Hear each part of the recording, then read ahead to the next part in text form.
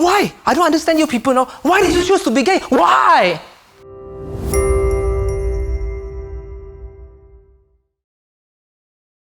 Once upon a time, a long time ago, in a faraway land called Johor Bahru, there was I sitting at a round table having a wedding dinner with my friends which I have not seen for a long time. I look at them, they look at me. Hey, how you guys doing? Oh, I'm doing good, Wee Peng. So, Wee Peng, when is your turn gonna get married? You know, being single, when you ask that question, you have to think about what is the excuses you're gonna come up with. This evening, I decided the truth will set me free. Hey, Lisa, I don't think I'm gonna get married and I don't have a girlfriend. The reason why is because I'm gay. Wee Peng, you're kidding, right, Wee Peng?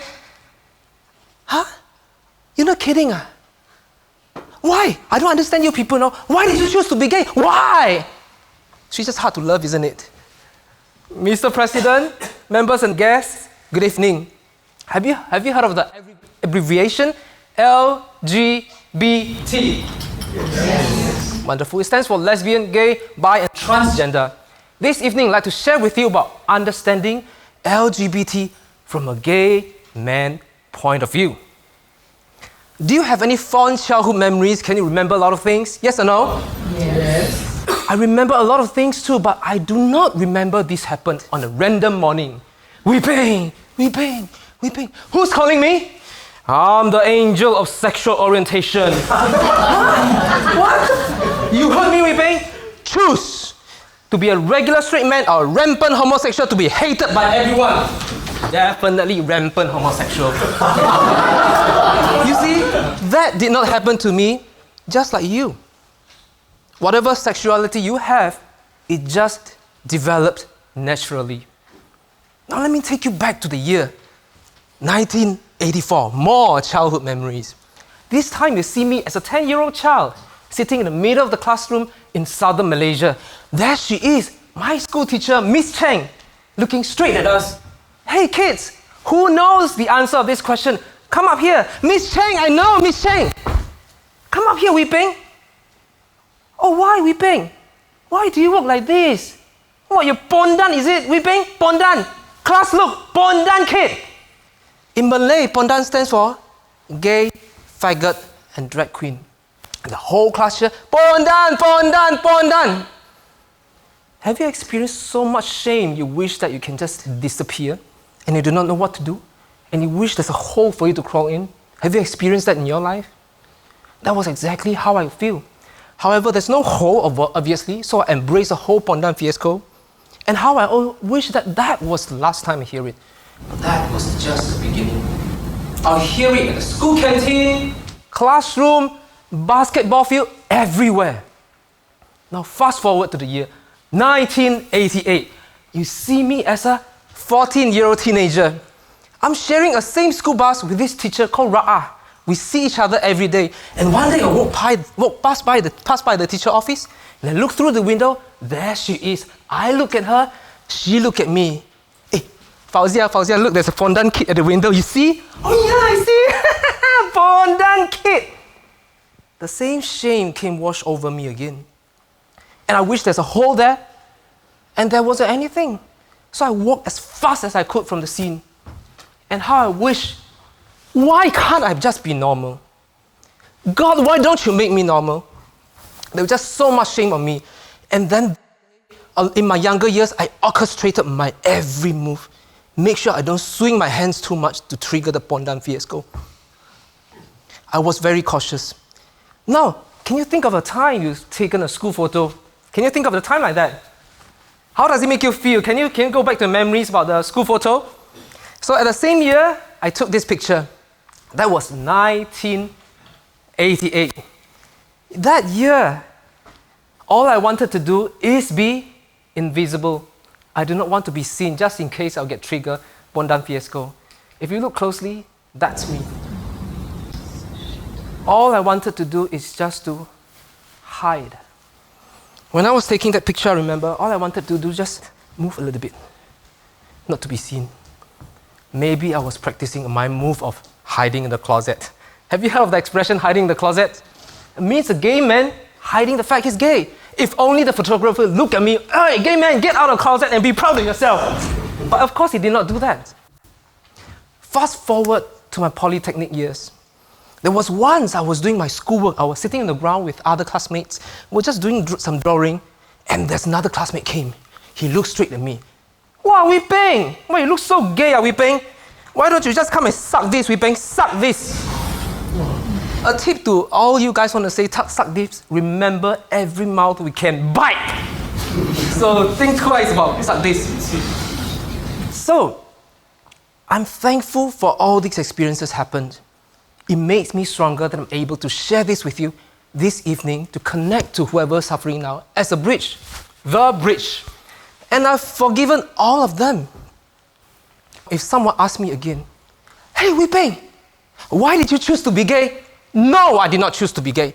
No, I do not want a life like that. And I deny the fact that I'm gay. Therefore, I was hiding in the closet most of my younger years. I was hiding it because I was hoping one day, maybe I can turn back to be straight. And one day, I can have my family and kids to fulfill my childhood dream. And one day, I did try to have sex with a woman. Can you guess what happened? Nothing happened. My dream of having my own family is gone. My dream to turn back is gone. I was so sad there's nothing left to do.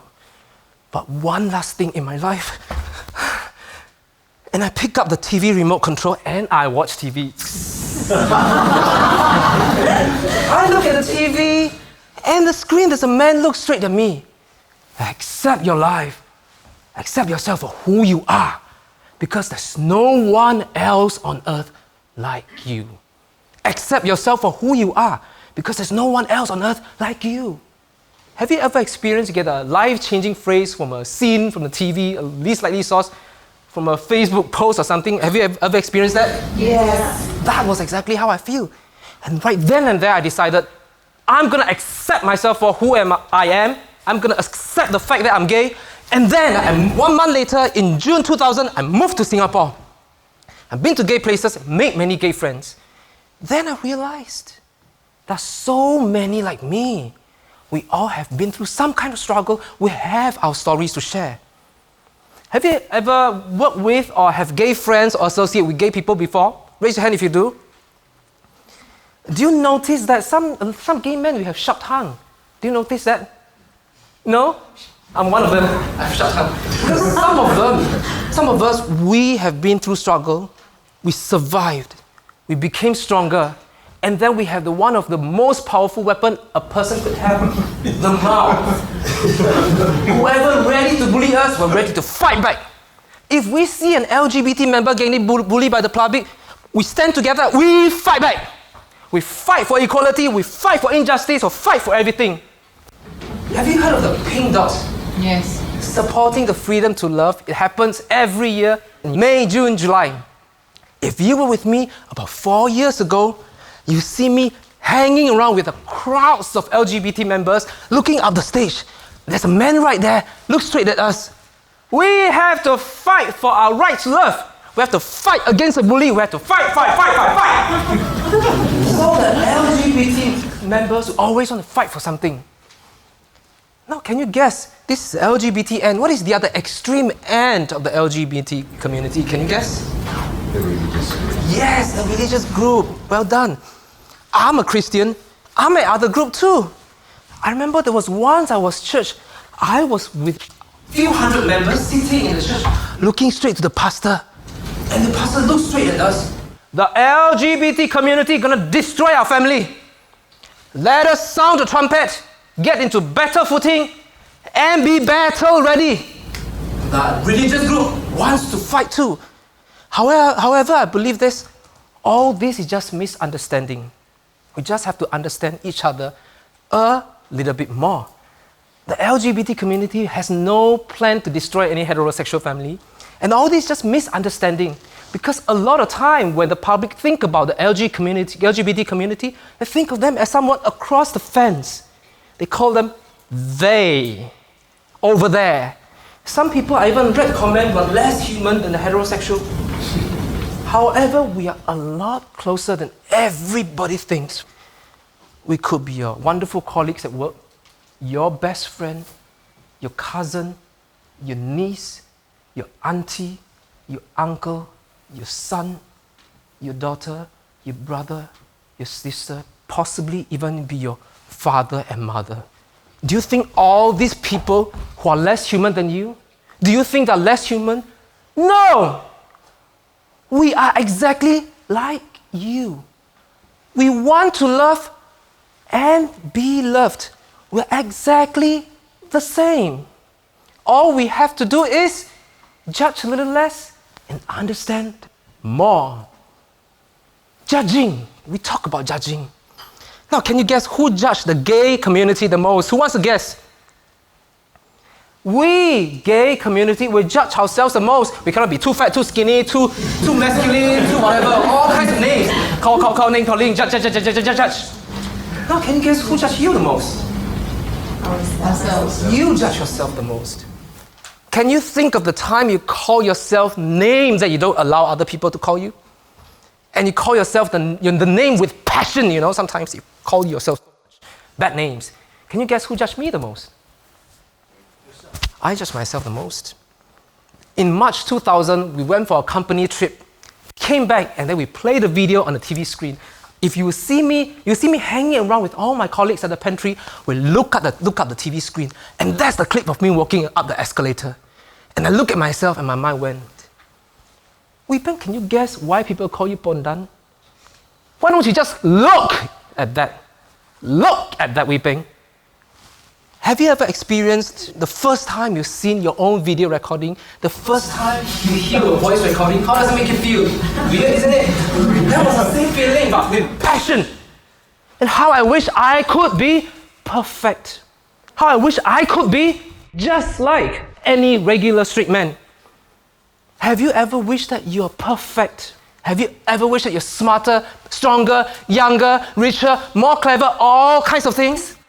Because in this popular culture, we are taught we're imperfect. Have you heard of the saying, I'm not perfect, I'm only human? Raise your hand if you heard that. However, about 2 years ago, in June 2017, and I discovered this wonderful lady, the late Louise Hay. She has a wonderful saying that transformed my life.